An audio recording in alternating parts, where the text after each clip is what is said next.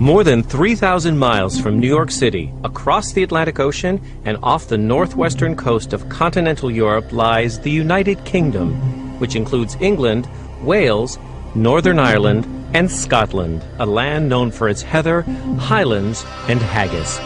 Welcome to Edinburgh, Scotland, a city built on the remains of an ancient volcano and steeped in history. Perhaps one of Edinburgh's most famous and impressive historical landmarks, perched high atop the city, is the castle, which dates back to the 12th century, almost 1,000 years ago. Edinburgh's Old Town, as it's known, grew up on a narrow hill around the castle where some of its medieval houses reached as high as 15 stories, the earliest skyscrapers. The new town, a network of wide streets, grand public buildings, elegant houses, and leafy gardens, was built in the late 18th century. Scotland's second largest city and capital is home to more than 500,000 Edinburghers, as the citizens of this beautiful city are known. And you may be surprised to know that many of the world's great thinkers, artists, and writers have called Edinburgh home. People like Sir Arthur Conan Doyle, Robert Louis Stevenson, J.M. Barrie, and of course, J.K. Rowling, who wrote much of the first book of one of the most widely read children's book series of all time in a coffee shop right here in Edinburgh. Hello everyone, and welcome to Harry Potter Beyond the Page. I'm Billy D. Michelle with Scholastic, and we are coming to you live from Scotland's capital, Edinburgh, the city J.K. Rowling calls home. This is a big day for Harry Potter readers and for those about to begin their magical adventure because, for the first time ever, J.K. Rowling is live in classrooms virtually around the world. Joe, thank you for inviting us to meet you here in your hometown to talk about the fantastic world of Harry Potter. I know you wrote a great deal of it right here in Edinburgh. Yep. How much did this beautiful city and its rich history influence your writing? It had some influence. There are some small things that wouldn't have happened in the books if I hadn't been living in Edinburgh. For example, when I was looking for the surname of a particularly arrogant and annoying character, whose first name was Gilderoy, I happened to be in a church and saw the surname Lockhart, which is a beautiful surname, and a church here in Edinburgh I'm talking about, of course, and that's how Gilderoy got his surname. So there were small things like that. Names, sometimes street names, gave me detail in the books. But I have to say I'm a writer who can write pretty much anywhere. So it was wonderful to be writing in such a beautiful city, and this is a place that's got great coffee shops, which is where I did a huge amount of writing, so that helped a lot. And I would say that people here are very respectful of your privacy, so I was able to write in cafes for a long time. Even when Harry Potter was quite well known. So I'm very grateful to Edinburgh for that. That's a great city. It's been 5 years since the 7th and final book, Harry Potter and the Deathly Hallows, was published in 2007, and the series is still captivating readers. In the United States, teachers and librarians are creating Harry Potter reading clubs in their schools to introduce the series to new generations of young readers, and now, with Pottermore, the new online Harry Potter reading experience, millions more are beginning their Hogwarts journey.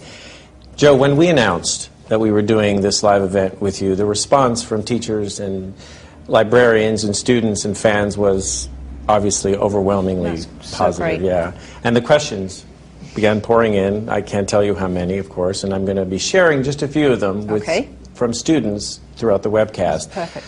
But out of all the questions we received, the one most frequently asked is one that you've been asked and answered countless times before. But I think with the series now a few years behind you, it's worth revisiting because it speaks to the phenomenon of Harry Potter. And I want to revisit those numbers for a moment. 450 million books in print worldwide, 73 languages, 150 million books in print in the US alone and counting. It's staggering. And I think the question they all want to know most is, do you have any idea why these books have and continue to enchant readers, young and old, in such epic proportions? I have thought about this. I used to say, because it was an easy answer, oh, you should ask the readers, you know, they know what they like. But over the years, I have come to understand the appeal a little better, mainly through talking to readers, I'd have to say. I think primarily people fell in love with the characters. Even though the magic is so much fun, and the idea of this hidden world is so appealing, it's appealing to me as the author and as an adult, the idea that there's somewhere special that you belong. I still think that it was the characters fundamentally that made people fall in love with the world, and above all, Harry, Ron and Hermione probably. Right, and we're going to talk about the characters because you're right, they're extraordinary. But I wanted to ask you, going back a little bit, was it always your dream to write? Always, always. I literally cannot remember a time when I knew that you had to earn your living in some way, and I didn't want to be a writer. And sometimes I was not very honest about that, because I think, well, I know my parents wouldn't have seen that as a very stable way to make a living, but it was always what I wanted to do. And in my heart of hearts, I knew that I was going to try as hard as I possibly could to write. And were you concocting stories even as a Yeah, definitely. The first book, so-called, I ever wrote, I was 6 years old, and it was about a rabbit called Rabbit. Yeah, yeah. I'd like to see that. Yeah, it's not very good. Okay. But in retrospect, what's impressive about it to me is that I finished it. You see, I think that is the mark of someone who really wants to write. Right. Because beginning stories is often very easy, finishing them not so much. Right. All right, this next question is one of the first from students that I was talking about. Great. It's from Christy Crawford's 4th and 5th grade group at Bronx Community Charter School in New York City. Let's take a look.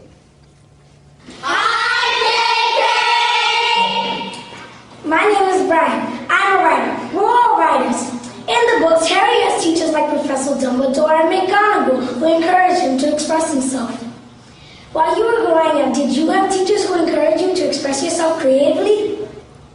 That's such a great question. I had several teachers who did encourage me to write. I can remember I had a couple of primary school teachers who, in reading out my work to the class, made me feel very, very special. They really did, and that sticks out in my memory. The pride I felt at my work being read out to other students was a very big deal to me. I had a teacher when I was a little older called Lucy Shepherd, and her name springs very readily to my lips because I've just met her. I just did an event and she came along to it, and she was teaching me when I was in my teens, and she was a fantastic English teacher. And like Dumbledore and McGonagall in the books, she taught me things in addition to what she was teaching me about literature, things about life. You know, she was just a very good example of a woman who was very smart and someone who would stick up for herself and her principles, and that was a great role model. And that kind of validation too at a young age. Oh, really completely. I mean, you never forget the teachers who said to you, you can do this. Right. Do you remember the first sentence you wrote in the series, and the last, and how much time between? Well, I know that it was 17 years between the two. 17. And I know that I finished writing Deathly Hallows in 2007. I finished editing it, I should say. So I couldn't tell you what was the very last word I wrote, because when you're editing, you're darting around a lot. The first sentence I wrote, I do still have, if we're setting aside the preliminary notes that I made, and it was so different to the first sentence that appeared in the printed books. And it was, I can't quote it exactly, but it was to do with a place called Dark's Hollow. And Dark's Hollow became Godric's Hollow. So in the very first ever version of Chapter 1 of Harry Potter and the Philosopher's Stone, you saw what happened in Godric's Hollow. Whereas in the finished series, you don't get to see exactly what happened in Godric's Hollow till much later. Right. Yeah. Okay, maybe one of your favorite moments along the way in these 17 years? There are so many within the books. If we're talking about what happens in the stories, I know that I'm about to read one of my very favourite pieces to you from the first book. But there are many. Luna's first appearance, because I love Luna Lovegood so much, and I was looking forward to writing her. The graveyard scene in... I have to be very careful for people who haven't finished the series, but the graveyard scene in Goblet of Fire. for different reasons, was great to write because I'd been aiming for that point for quite a few years by the time I got to write it, so that felt very satisfying. So loads of different, some just really small things that I still remember enjoying writing, like stupid jingles and things that Peeves says. They were always fun to do. And how about a personal favorite moment, like along in those 17 years? For me personally, as the writer, Yeah. there have been so many, but I think the second American tour that I did was unbelievable, because at that point the books had become very popular, and I hadn't been exposed to how popular they'd become, physically exposed to it. And I can remember travelling in a car towards my first signing, and there were blocks and blocks of people queuing. And I said to Chris Moran, who was working from Scholastic and who has become a friend, and we were sitting in the car, I said, "Chris, is there a sale on?" And she just looked at me, "Are you mad? This is for you." And that was, you know, I will never forget that moment. That was the first time I really understood what has happened. Right. It was a great moment. It was extraordinary, Yeah. and also terrifying. You know, it was it was scary as well, because I just hadn't expected that. The previous tour, although we'd had, you know, maybe a couple of hundred people turn up occasionally, it hadn't been quite that crazy. Yeah. Well, it's because you created one of the most magical worlds Thank you. ever, probably, or one of the most magical worlds you've ever seen in literature, for sure, and some of the most, as we said, extraordinary characters. So, I know you said, for all of these readers watching who are about to start their journey, and for those who've been on it even multiple times, would you take us back into that world? I would love to. I And would you're really going to love read to. from Sorcerer's Stone, right? Yeah, I'm going to Okay. read from Sorcerer's Stone, and I'm going to read. Now, I absolutely loved writing this passage, and in fact, I started writing this sitting under a tree in a park, which is appropriate, and you will understand why it's appropriate when I've read a little more. Okay. The last shop was narrow and shabby. Peeling gold letters over the door read, "Ollivanders, makers of fine wands since 382 BC. A single wand lay on a faded purple cushion in the dusty window. A tinkling bell rang somewhere in the depths of the shop as they stepped inside. It was a tiny place except for a single spindly chair that Hagrid sat on to wait. Harry felt strangely as though he had entered a very strict library. He swallowed a lot of new questions that had just occurred to him and looked instead at the thousands of narrow boxes piled neatly right up to the ceiling. For some reason, the back of his neck prickled. The very dust and silence in here seemed to tingle with some secret magic. "Good afternoon," said a soft voice. Harry jumped. Hagrid must have jumped too, because there was a loud crunching noise, and he got quickly off the spindly chair. An old man was standing before them, his wide, pale eyes shining like moons through the gloom of the shop. "Hello," said Harry awkwardly. "Ah, yes," said the man. "Yes, yes, I thought I'd be seeing you soon. Harry Potter." It wasn't a question. "You have your mother's eyes. It seems only yesterday she was in here herself, buying her first wand, 10¼ inches long, swishy, made of willow. Nice wand for charm work." Mr. Ollivander moved closer to Harry. Harry wished he would blink. Those silvery eyes were a bit creepy. "Your father, on the other hand, favoured a mahogany wand, 11 inches, pliable, a little more power, and excellent for transfiguration. Well, I say your father favoured it. It's really the wand that chooses the wizard, of course." Mr. Ollivander had come so close that he and Harry were almost nose to nose. Harry could see himself reflected in those misty eyes. And that's where... Mr. Ollivander touched the lightning scar on Harry's forehead with a long white finger. "I'm sorry to say I sold the wand that did it," he said softly. 13½ inches. You. Powerful wand, very powerful, and in the wrong hands.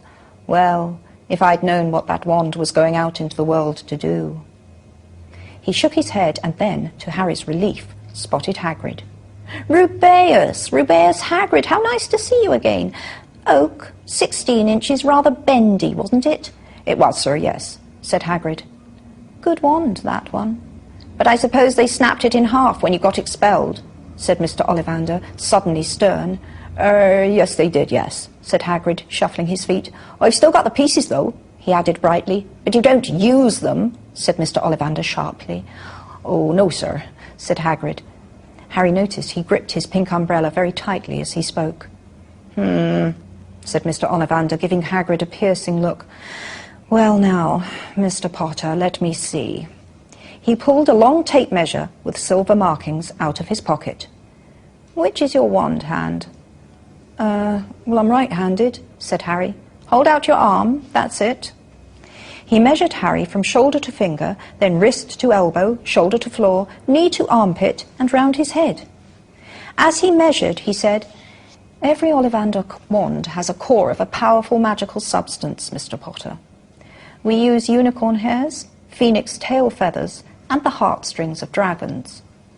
No two Ollivander wands are the same, just as no two unicorns, dragons, or phoenixes are quite the same. And, of course, you will never get such good results with another wizard's wand.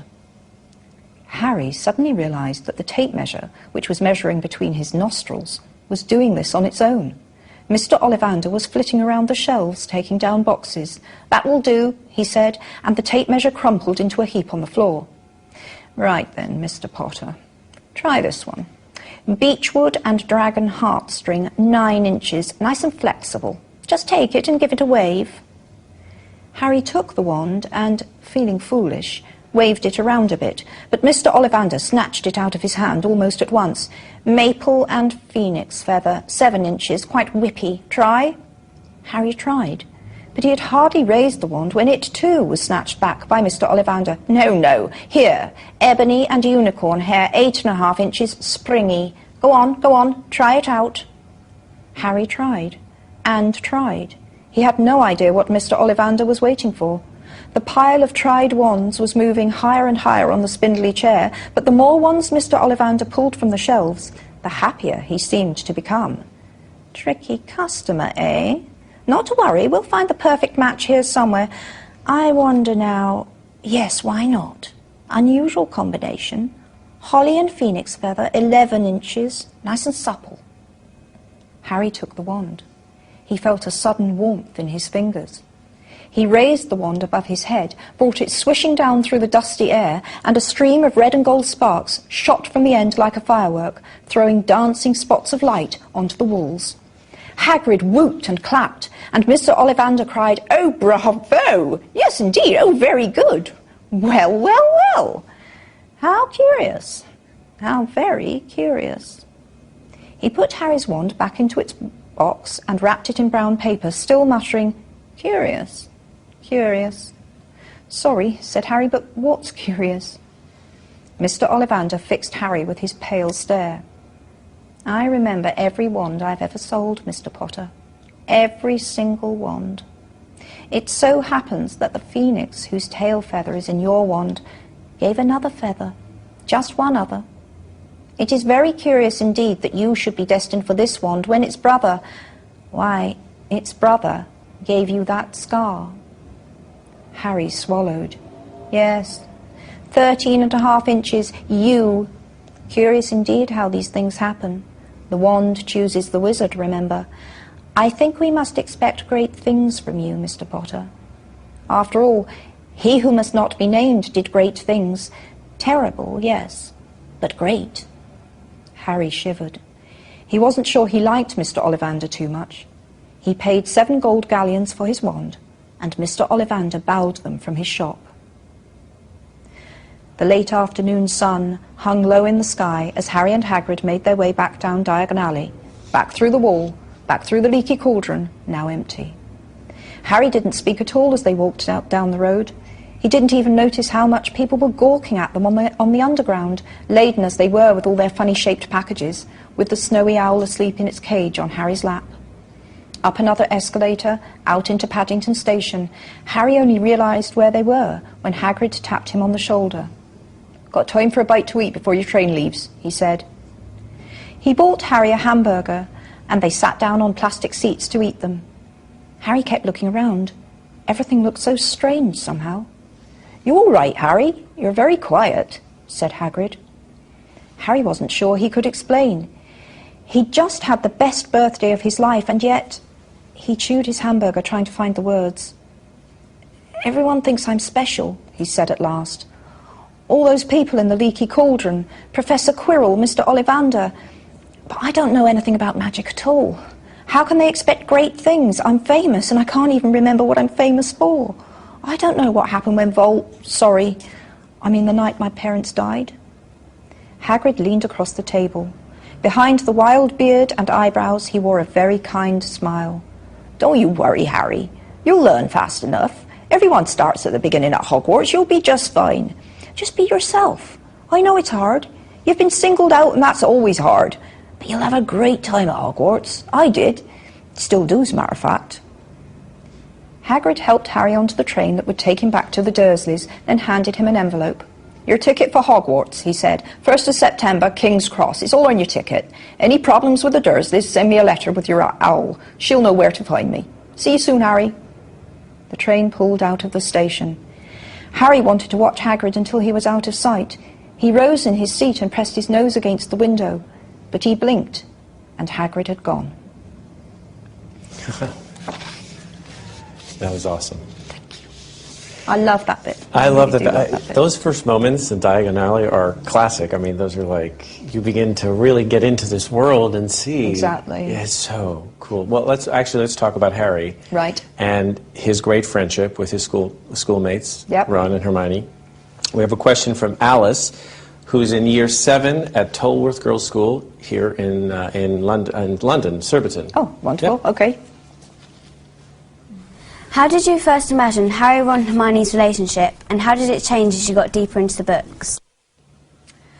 Well, that's an excellent question, because it goes to the heart of writing a long series. Yeah. Some writers say character is plot, and to a large extent I think they're right. So I gave Harry two friends, two very, very different friends. Ron is all about the fun. Right. But Ron is a very loyal person. He's a very human person, in some ways more human than Harry, who is someone who is a hero. A hero is often slightly set apart, not so much inhuman as a purified form of a human. Right. They're the one who must fulfill the quest. So Ron is there as maybe a slightly more real boy, with his faults and his flaws, and Ron gets scared, and Ron wonders, really, are we going to have to do this again? But he's always there by Harry's side, and Ron's one problem, which is Ron's problem and sometimes his friend's problem, is insecurity. Right.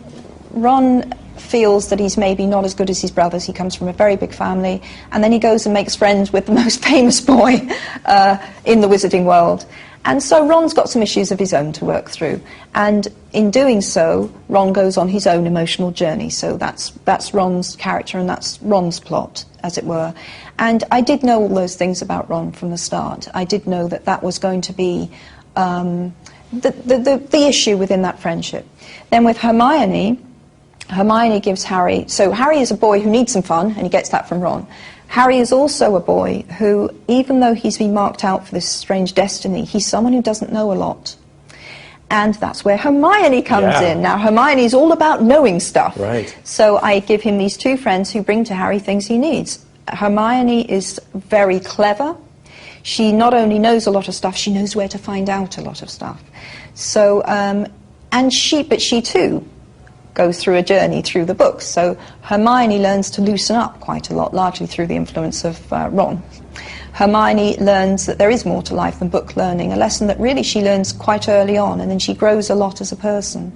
So I did know those things about those characters, even from the first book, and I think I needed to, because I would have run out of steam quite early on if I hadn't given them the potential to grow as people. But you know, what's so compelling, too, as a reader, is that you watch and you feel this bond develop between... Because Ron and Hermione challenge Harry in their... Very much so, and that's what keeps the relationship interesting.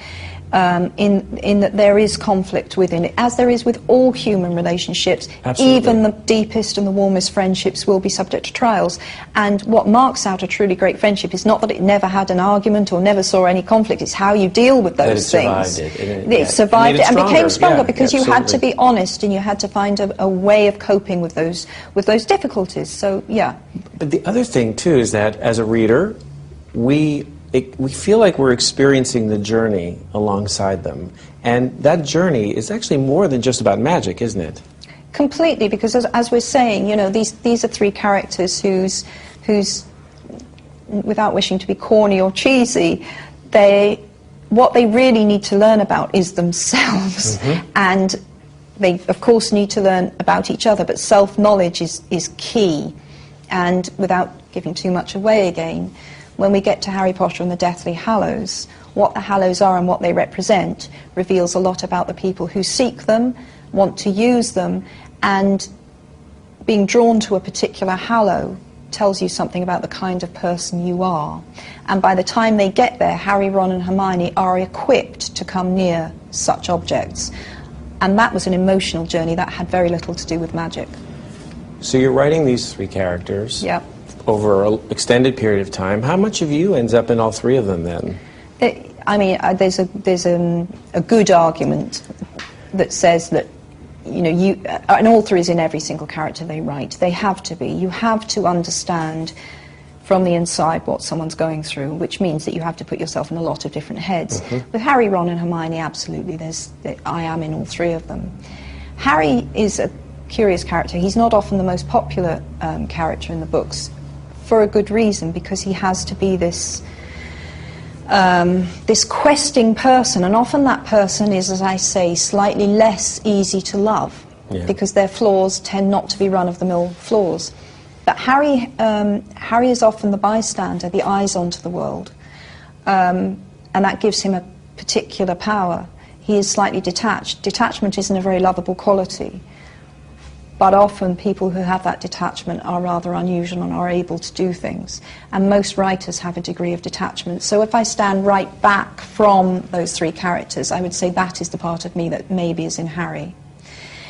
Hermione is easy. I mean, Hermione is an exaggerated version of myself at that age. You know, she's not exactly like me, but I was certainly a very bookish girl, and I was the girl who would have gone to the library to look it up. You know, that's how I would have reacted to the challenges of Hogwarts. I would have gone to find a book. And Ron, there's a lot of me in Ron, and a lot of Ron's most base humour is stuff that would make me laugh. I'm not saying that's the only stuff that makes me laugh, but I love Ron's humour, and obviously that comes from me. I'm making up the jokes, so there you are. But, you know, as readers, we identify with all of them, and largely because, in some way, they're dealing with the same things that we're struggling with, right? Absolutely. One of my favourite ever comments from a very early reader, and I mean really early, like back in 1997, 98, was a young, small boy. He was about 10 years old, and he looked at me and he said, "I really like this book." And I said, "Well, thank you so much." He said, "Harry often doesn't know what's going on, and nor do I." And that spoke to me so much, because I think at that age, you know, he was semi-joking, but he meant it at the same time. And I thought, that's perfect, you've just summed it up. All of us having this sense of, am I the only one who doesn't know what's going on? That we've all felt that, and I think when you're young, starting a new school, those feelings are never as acute as at that time. And not always, you're not always conscious of the fact that there's this struggle going on, right? So it's these bigger themes of good versus evil, tolerance versus intolerance, love, hate. All of that permeates their characters and all of the characters in the book. And this next question from Donalyn Miller's 4th grade class at O.A. Peterson Elementary School in Fort Worth, Texas, speaks to that. Let's listen. Hi, my name is Mason. Did you know when you were writing the books that reading about Harry, Ron, and Hermione's experience would help us face our own challenges? Did I know? That's such a great question. I probably didn't know. Right. Because when you're writing, you're so inside the world, you're living it, you're feeling it. It's, to be honest, the last thing on your mind is, how will someone read this? You're too busy creating it. It was only later that I thought, wow, You know, when I started to get letters, particularly about bullying, things like bullying, I've had so many letters from boys saying there's a Draco Malfoy in my class, or girls saying I know some Pansy Parkinsons, and that meant the world to me in the sense that I hope that people dealing with those issues would think, well, you know, I'm not alone. Some people just are mean, and it's nothing to do with me, and I've got to find a way to navigate around those people, because... Yeah, so that was a great thing to hear. It was a wonderful thing to hear, and that is a wonderful question to have. It's a great question. Yeah. All right, so here in the UK, it's been 15 years since the first book, Harry Potter and the Philosopher's Stone, was published. In the US. We're going to be celebrating that anniversary for Harry Potter and the Sorcerer's Stone next September. Right. And a lot has changed in 15 years. Definitely. Technology's gotten us further into the digital age. How we receive our information, certainly online, is very different. We spend a great deal more time online. Sure. And today we're talking about books and reading live on the internet, and how we read books has changed dramatically. Yeah. And so you're taking this magnificent series and extending it beyond the page into this rich digital world called Pottermore. Yeah.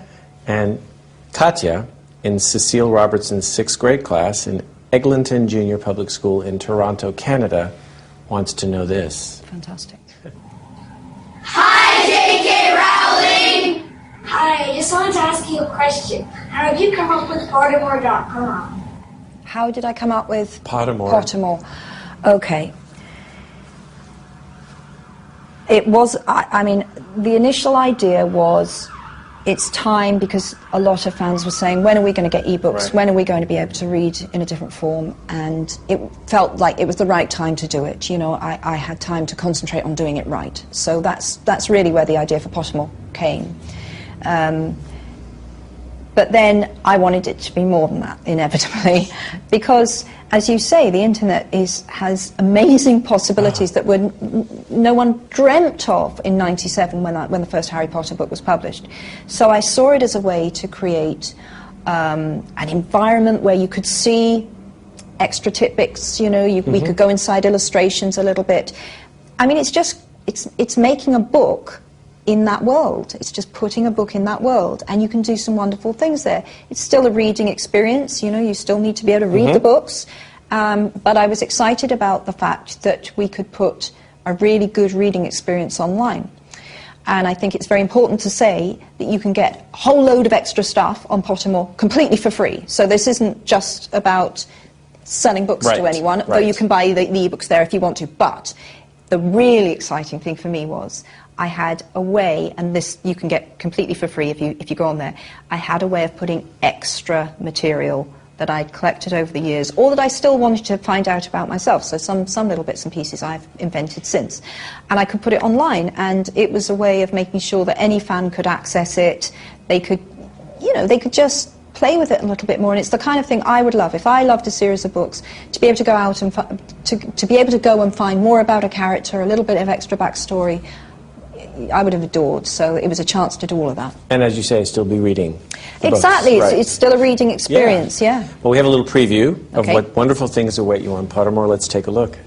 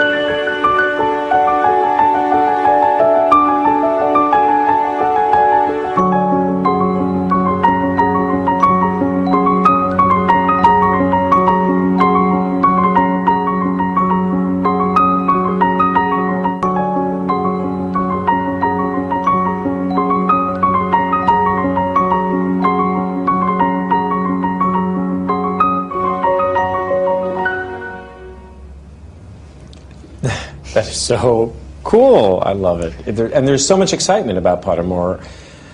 It's been, you know... We had an amazing team working Right? on it. We really did, and I've been so involved. And in fact, you saw a hint of what's really fun on there. So you get your wand and you get sorted in the house, and I think that's been very popular with users. You can explore. And I devised all of that. I had so much fun with that. All right, and I think there's 30,000 and something wand combinations you can get. So you really get a really personalised wand. Okay, then we all want to know what excites you most then, because there's been so much excitement. But what excites you most? To be honest, on this occasion, it has been getting feedback from people. Yeah. I've had so many people say to me how much fun it is, and yeah, I suppose devising the definitive questions for the different houses was a lot of fun, because there have been so many pale imitations online. It was time for me to do it. Yeah. All right, so everyone has their favorite moments. I know I do already. Stacy Burt's 6th grade class from the Discovery School in Murfreesboro, Tennessee, is very interested in knowing yours. Let's take a look. Greetings to one of our favorite authors, J.K. Rowling. from Discovery School in Murfreesboro, Tennessee. We're here from Miss Bart's 6th grade class, and we were wondering, What are your favorite moments from Harry Potter and the Sorcerer's Stone on Pottermore? J.K. Rowling, you're awesome! That's so nice. I'm loving the owls. Yeah. My favourite moment in Sorcerer's Stone, well, actually, funnily, you should say Diagon Alley being the moment that you go into the magical world is a great moment on Pottermore, I think. I love the illustration. And just to be able to move through the shops and pick things up, and, you know, it's like, I mean, at my age, pop-up books were really exciting. So this is like the ultimate pop-up book, isn't it? You see, with the illustrations, and there's that slightly 3D effect that you can move through.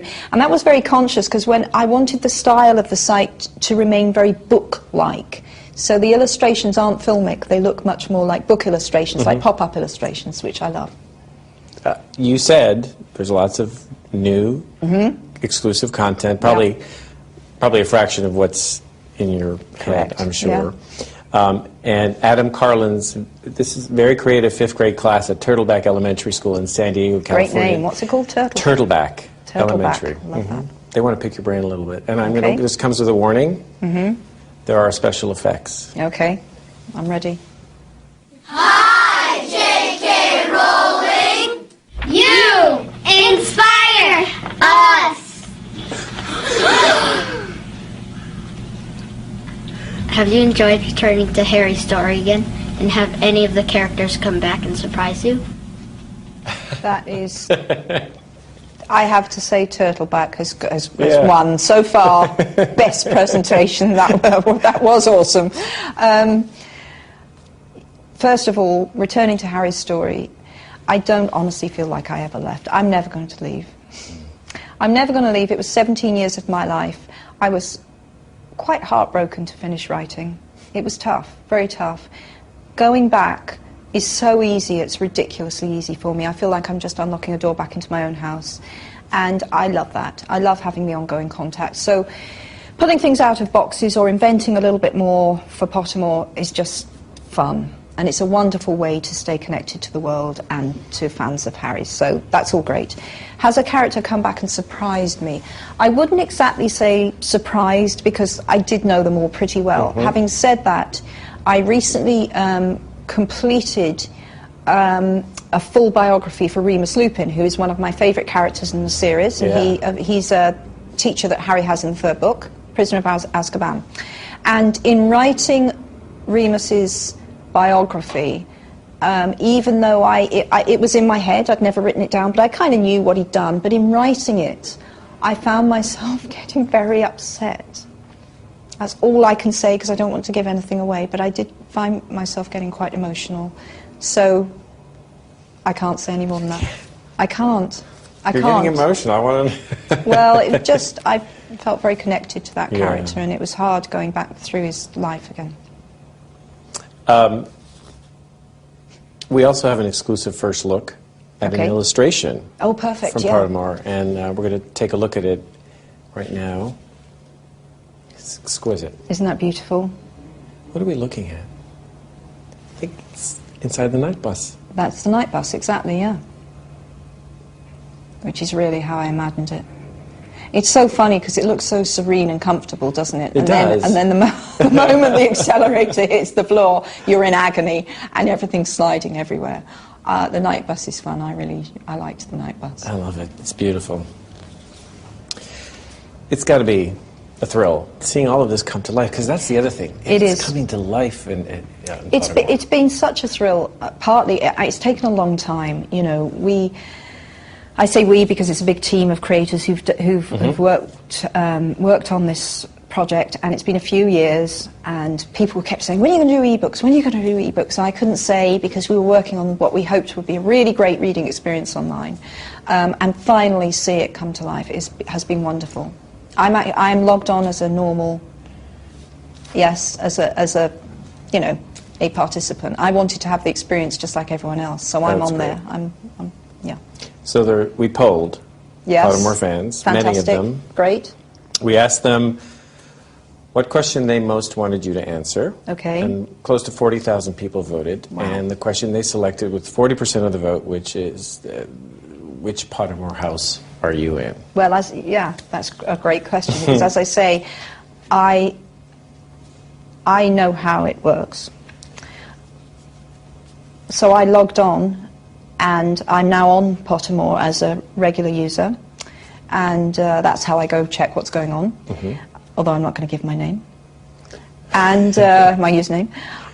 And so I went through the sorting, and I am you know me, Billy, what do you think I am? You have to be Gryffindor. I am Gryffindor. Yeah. But I had a moment as I clicked the answer of the last question, and bear in mind, I wrote the questions, where I thought, hey, I'm not sure if I've answered to get Gryffindor. I answered them completely honestly. And I knew that I'd answered a couple for different houses, so I thought, I wonder how they're going to work this out. And yes, I am in Gryffindor.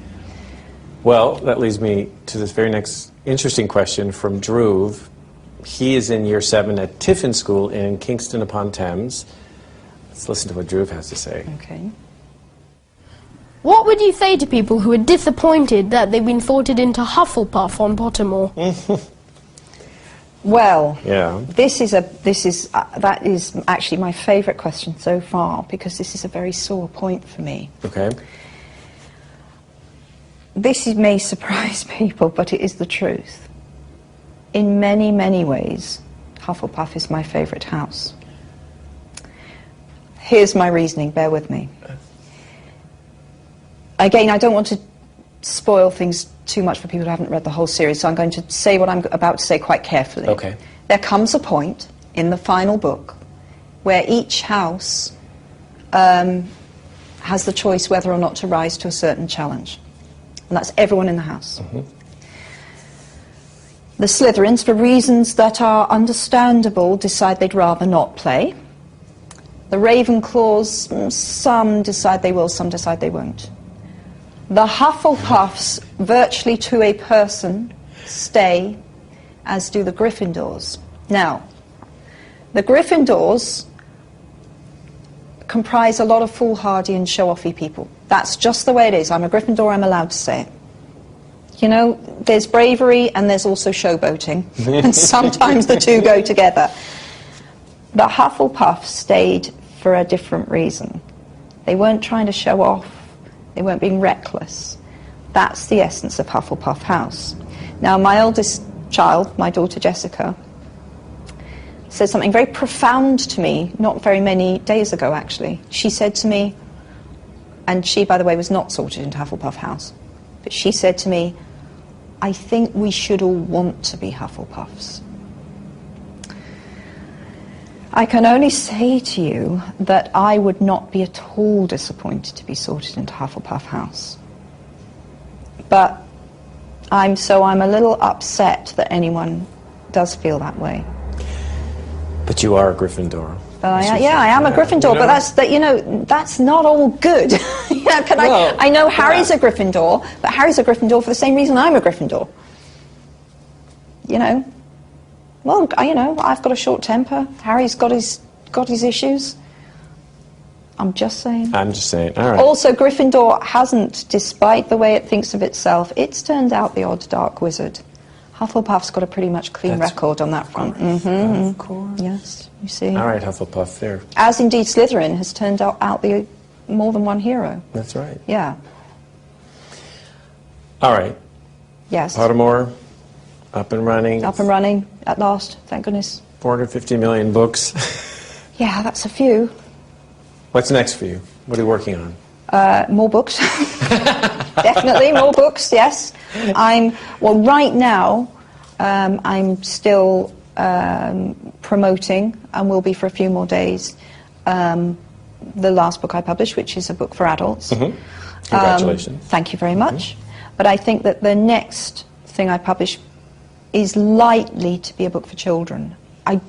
The reason I'm not committing myself wholeheartedly is because after 15 years of being a writer of Harry Potter, where you'd say something and someone would seize on it and say, right, she's definitely doing that now, and you kind of felt you weren't allowed to change your mind, and it all got a little intense. So I try not to commit myself too much with my plans. So I'm not 100% sure what I'll do next, but I think it will be a book for slightly younger children. I think that will be the next thing I publish. Well, we will await it. Thank you. For whenever. For whenever it comes. Thank you. Exactly. All right, I did some of my own writing.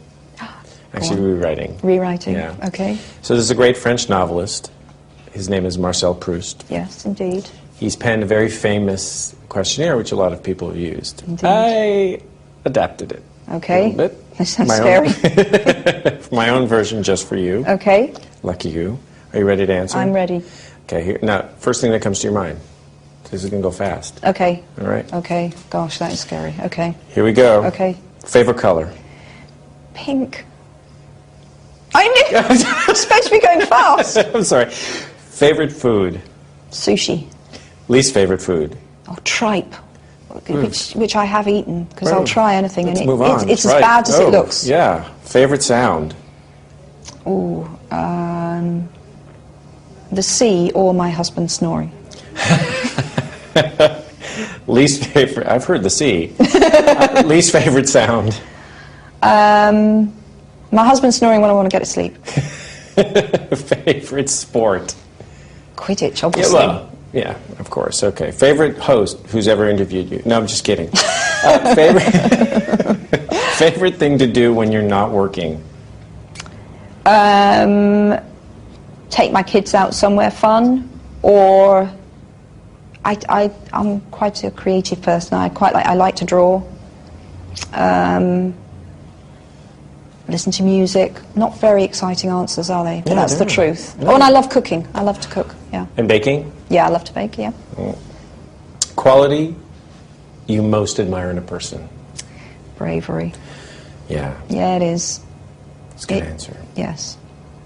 Okay, this is the last of the questionnaire. Complete the sentence. If I wasn't a writer, I would be... Depressed.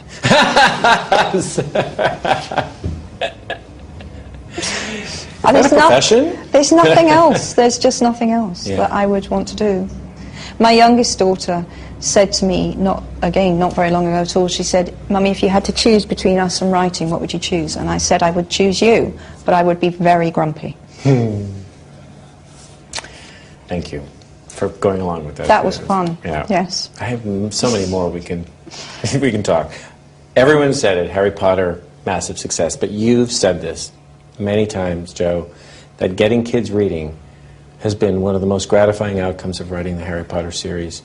So 20 years from now, 50 years, 100 years from now, when they're still being read, what do you most hope that children take away with them from reading, from the experience of reading Harry? What I would most like to think they take away is what I take away from my favourite books, which is the knowledge that there's always somewhere you can go that you love and where you're safe. And that's how I feel about my favourite books, that wherever I am, if I've got that book with me, I have got a place I can go and be happy. So if that place is Hogwarts for anyone, then I couldn't be more honoured or more humbled. And it's made a lot of people happy. Thank you. It has. Thank you for spending time with us, for answering I've loved all of it, these questions. and amazing questions, really wonderful, wonderful questions. But thank you for this gift, because it's a gift. It's been a gift for generations of readers already, and more to come, and it's been a pleasure for me to be with you here today. Thanks so much, Billy. Yeah. I've really loved it. Thank you all for tuning in. We're so glad you could join us virtually here in this gorgeous city of Edinburgh. And remember, for all things Harry Potter, you can visit scholastic.com/hpread, where you can learn more about the new Harry Potter Reading Club, bloomsbury.com/Harry Potter, and of course, new online Harry Potter reading experience at pottermore.com. Many options, but they all lead to J.K. Rowling's magical world of Harry Potter. Have a great day and keep reading.